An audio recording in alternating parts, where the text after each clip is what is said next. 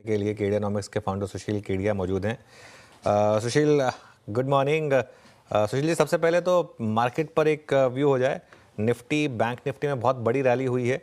क्या ये rally continue करेगी या यहाँ पर आप थोड़ा सा कॉशियस होंगे या शॉर्ट कॉल लेंगे?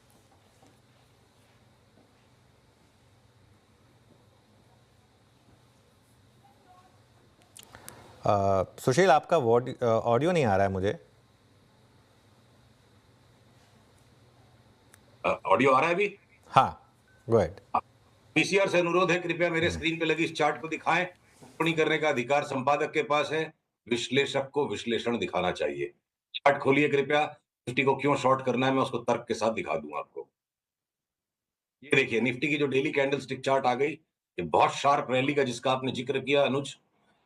गुजराती में दलाल स्ट्रीट पे कहते हैं कि बाजार ना पगला अत्यार सुधी जोवाया नहीं। ये जो लोएस्ट लो आया था, यहाँ पे जो भी पैटर्न है मैं उस जार्गन में नहीं जा रहा, बॉटम का पैटर्न नहीं है, इसलिए ये लोएस्ट लो टूटेगा। वॉर होगा तो टूटेगा क्या, और वॉर नहीं होगा तो क्या बाजार में तेजी हो जाएगी? मैं बोलता हूं वॉर नहीं होगा तब भी बाजार का लो तो टूटेगा। अब इसके लिए सौदा कब करना है? तो लाल लाइन टूट जाए तब करना है। अभी चढ़ के हाईएस्ट पॉसिबल भाव में बेचने की कोशिश मत करिए, ट्रेंड को रिवर्स होने दीजिए। पहले ट्रेंड रिवर्सल के संकेत, the earliest science of a trend reversal will come, हम 24,400 के नीचे बंद हो जाएंगे। यार आप इतने टेंशन में क्यों लग रहे हो? यार स्टॉक मार्केट में बहुत ज्यादा लॉस हो गया। टेलीग्राम पे एक रैंडम टिप देखकर पूरे पैसे लगाए और सारे पैसे डूब गए। ओह, आप भी इन अनऑथराइज्ड ट्रेड टिप्स के चक्कर में फंस गए। हाँ यार, प्रॉफिट के बारे में सब बताते हैं, लॉसेस कोई बताता ही नहीं। ओके, 24,400 के नीचे बंद हो जाएगी। आज नए चार्ट्स लगाए हैं क्या? पहले कुछ और चार्ट्स थे। नहीं, कलर चेंज कर लिया अनुज, मतलब फीका फीका बाजार है तो थोड़ा चार्ट पे रंग आ जाए। बाजार कहाँ फीका फीका है? बाजार तो बहुत अच्छा कर रहा है।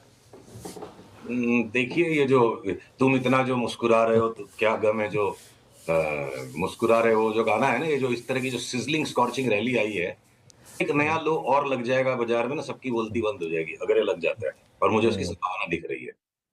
तो ऐसा है अगर सुशील जी, तो टूटेगा क्या फिर? मतलब अब मार्केट, क्योंकि अगर निफ्टी को गिरना है तो कोई तो गिराएगा उसको, और अगर रीसेंट लो टूटना है तो कोई तो उसमें कंट्रीब्यूट करेगा, तो वो कौन सा होगा स्टॉक फिर? तो दो बातें हैं अनुज, बल्कि तीन बातों को जोड़ा जाए।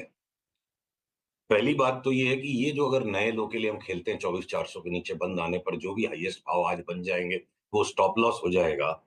तो उसके बाद अगर ये नया लो आ जाता है तो हम उसके बाद 99% संभावना है कि हम अपना 32,000 वाला कॉल रीएक्टिवेट करेंगे निफ्टी पे।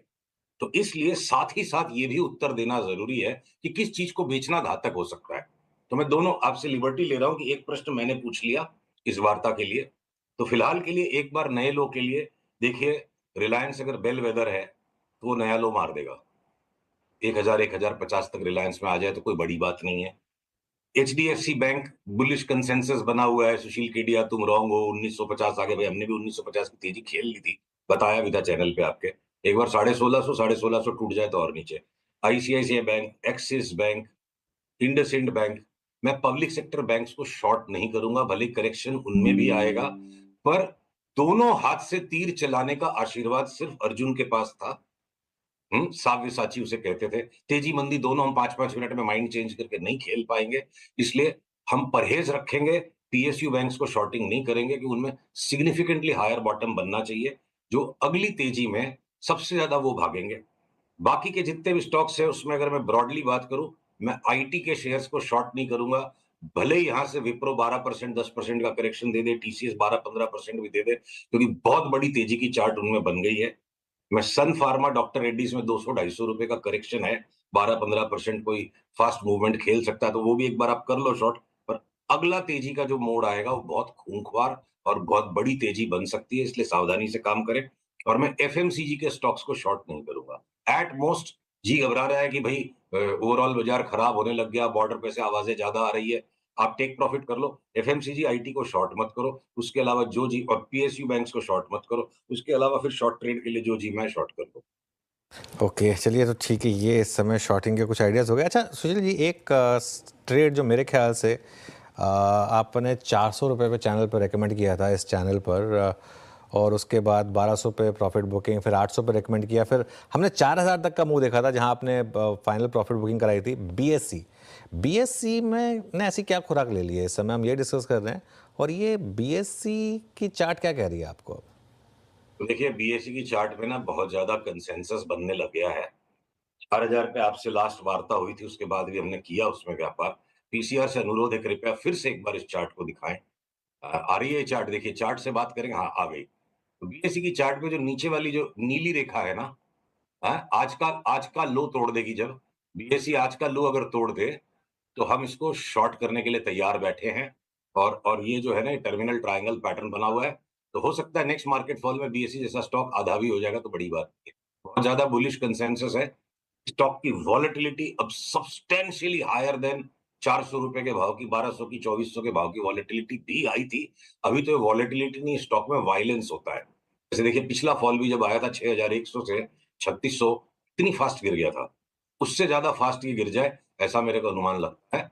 आज का लो टूटे, बीएसई को शॉर्ट कीजिए, आज के हाई को स्टॉप लॉस बना के। ओके, चला कौन रहा है इसको आपके हिसाब से, मतलब हो क्या रहा है यहाँ पे? हाँ, तो हम सारे चलते रहते हैं। हाँ 25 साल से आप भी बाजार में हो, मैं भी हूं। सब अपने अपने भाग्य के अनुसार, अपने अपने कर्मों के अनुसार कमाएंगे। किसी के चलाए चल जाएगा, किसी के गिराए गिर जाएगा, सब टेम्पररी फिनोमिना है। तो उन चक्करों में न पड़ के मैं चार्ट के हिसाब से चलूंगा। चार्ट मेरा स्टॉप लॉस लगवाएगी, कट जाएगी। जिसको जो करना है करवाए, अगर कोई करवा रहा है तो। चलिए, अब कुछ आपकी तरफ से कुछ अगर ट्रेडिंग आइडियाज हो लॉन्ग या शॉर्ट साइड पर, F&O कैश मार्केट दोनों में? तो देखिए, कैश के स्टॉक्स में बहुत बड़ी संख्या में बाई की लिस्ट है, पर सब में अगर एक पुलबैक आए और वो हायर बॉटम्स बनाए, तब हम बात करेंगे। कि मैं आपके पास वीक टू वीक आई जाता हूँ। Bajaj finance, Bajaj Finserv, very unpopular opinion, हमारा कॉल इंटैक्ट है। 50% का करेक्शन, उनमें कोई भी अनहोनी घटना नहीं है। 2021 में गिरे 47%, 48% 2022 में 35-36% गिरे। अब 50% की उनकी चार्ट है। बीएसई में 50% का करेक्शन मिल सकता है। ये भारती एयरटेल और इंडस टावर जैसे स्टॉक 20-25% गिर जाएं, और अगर रिलायंस बेलवेदर है और ये 1300 के आसपास से घटते घटते अगर 1000 आ जाता है, तो ये एक्सेप्शनल मौका है, एक्सेप्शनल माहौल है इस वक्त बाजार का। और वॉर न भी हो तो ग्लोबल मार्केट्स के भी पीछे कंटेक्स्ट ऐसी है ना, कि कोई सोचे वॉर नहीं हो रहा है और मैं एकदम से छाप लूं बाजार को। वॉर, ये शॉर्ट स्क्वीज रैली चल रही है लास्ट 2-3 दिन से। जो 2 दिन से शॉर्ट स्क्वीज हो रहा है रोल ओवर के बाद से, जिन्होंने वॉर की खबर सोचकर बेचा है, उनकी शॉर्ट स्क्वीज हो रही है। तो एक फाइनल बॉटम की जो टेस्टिंग बाकी है, वो मे भी ग्लोबल मार्केट की थीम के साथ हो जाए। तो जो चार्ट्स के हिसाब से इंडिविजुअल कंपनी की खबरों पे हम नई पिक्चर को जोड़ रहे हैं, तो हम रिलायंस को शॉर्ट करने में परहेज नहीं करेंगे। चार्ट के हिसाब से जो भी उसका स्टॉप लॉस होगा, हमारे सब्सक्राइबर से डिस्कस होता रहेगा। एचडीएफसी बैंक, वो सारे प्राइवेट बैंक्स, दोनों लार्ज फार्मा स्टॉक्स, रिलायंस, ये सारे बेलवेदर ही हम बेचेंगे। एफएमसीजी, आईटी हमको बेचना नहीं है। और लॉन्ग करने के लिए अनुज अभी हड़बड़ी नहीं करनी है। जो डिलीवरी की बाइंग करने के लिए बीच बीच में स्टॉक्स के पैटर्न्स आते हैं, तो फिर अगले सप्ताह तक देखेंगे ना। करेक्शन अगर इतना होना है कि एक नया लो भी इंडेक्स बना सकती है, तो एक बार के लिए हड़बड़ी नहीं करनी है, माल लेने की घाई नहीं करनी है। आराम आराम से अपने टर्म्स पे दोबारा माल मिलेगा। ओके, चलिए, तो ये इस समय कुछ स्टॉक स्पेसिफिक व्यूज। अब गोल्ड 1 लाख के पार मतलब गया, थोड़ा सा करेक्ट हुआ, लेकिन गोल्ड पर क्या व्यू बन रहा है आप सुशील जी? तो देखिए, गोल्ड की जो कॉमेक्स की चार्ट है, वो डूबने के लिए तैयार है। मेरे शब्द जो है ना, मुझे ही बाद में आके हॉन्ट करते हैं, इसलिए मैं थोड़ा सा सॉफ्टन कर देता हूँ। 3278 के नीचे गोल्ड फ्यूचर्स गए, ग्लोबल कॉमेक्स फ्यूचर्स में, तो हम अपनी शॉर्ट पोजीशन को डबल कर देंगे। 6 दिन पहले जो हाईएस्ट प्राइस जब आया था, वो pendant baby top, gravestone doji, evening star, सारे कैंडल बने थे। अप ट्रेंड लाइन जा चुकी है, इलियट वेव के पैटर्न्स कंप्लीट हो गए हैं। जस्ट बिकॉज एक तरफा कंसेंसस बना हुआ है और लॉजिक नहीं नजर आता है, तो लॉजिक तो हमेशा ही बाद में नजर आता है, पहले चार्ट बनती है। चार्ट शॉर्ट सेल की है, और 3278 के नीचे जाने पर हम शॉर्ट को डबल करेंगे। चलिए, बहुत बहुत शुक्रिया। अगले मंगलवार बात करेंगे आपसे फिर से सुशील जी। तो आज जुड़ने के लिए हमारे साथ बहुत बहुत